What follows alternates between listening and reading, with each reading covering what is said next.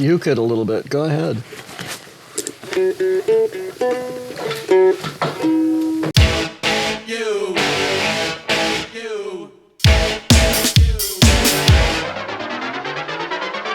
We just felt we were kind of marooned on an island, and we spent a lot of time marinating, and then that gave us time to end up like going through janitorial supply catalogs to find things to wear on stage. The Ramones, we were back in Akron, and we used to play all their songs in the basement. I loved the Ramones. I used to put their album on with headphones when I would go to bed and just lay there and like listen to the Ramones and then turn the album over and listen to the second side.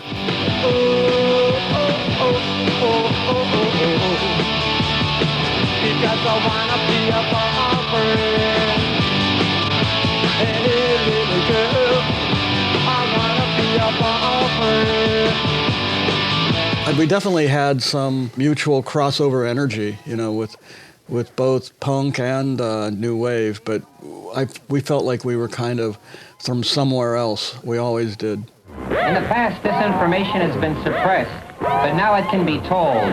Every man, woman, and mutant on this planet shall know the truth about de-evolution. Oh, Dad, we're all Devo. Are we not men? We are Devo. Are we not men?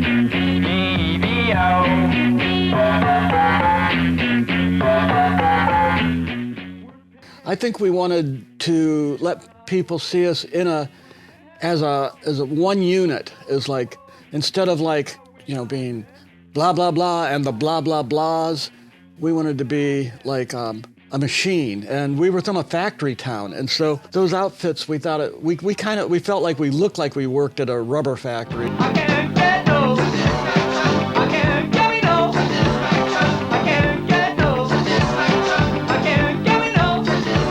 You know, we did everything we could to try and turn the same clubs that every other band was in. So, I mean, you walk in to CBGB's and, you know, you might have seen 50 bands there before, but you're seeing Devo. But we tried to do whatever we could to make it look like we took possession of that property at that time, and you were looking at something original and different than what you were looking at the night before and the next night. You know, we had been talking about Devo wearing, you know, what kind of outfits could we wear that would maybe add geometry to what we were doing, you know, and you know, we were thinking about like the Fritz Lang film Metropolis and you know, like the guys in the middle of gigantic machinery, you know, like twisting bolts and stuff. And Bob found this picture of a space alien in a cartoon, in a comic book, right? In a comic There was no book. space alien. What was he? It was a Tubby and Little Lulu comic, and Yeah, Tubby but- was taking violin lessons. So the guy that was teaching him built something called a cancellator helmet. The That was, music teacher was wearing it? Okay. it looked like a red hat, but it had ear flaps, like to cover the ears, because it was all screeching notes. And I saw that and just said, oh, we should That's- wear this. Yeah, it was a good idea. And it had like a geometric shape. And then so we just started drawing pictures of Devo on stage with you know, we weren't playing anywhere.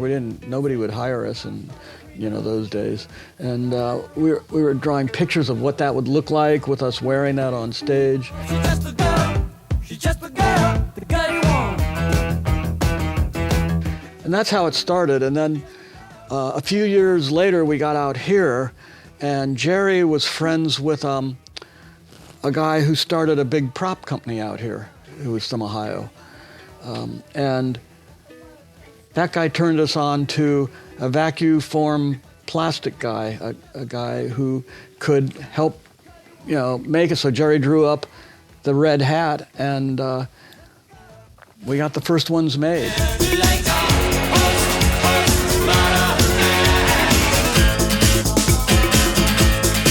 Once you took one of these things and then put it on top of your head, it's like we all, you know, we all started looking more like, yeah, there.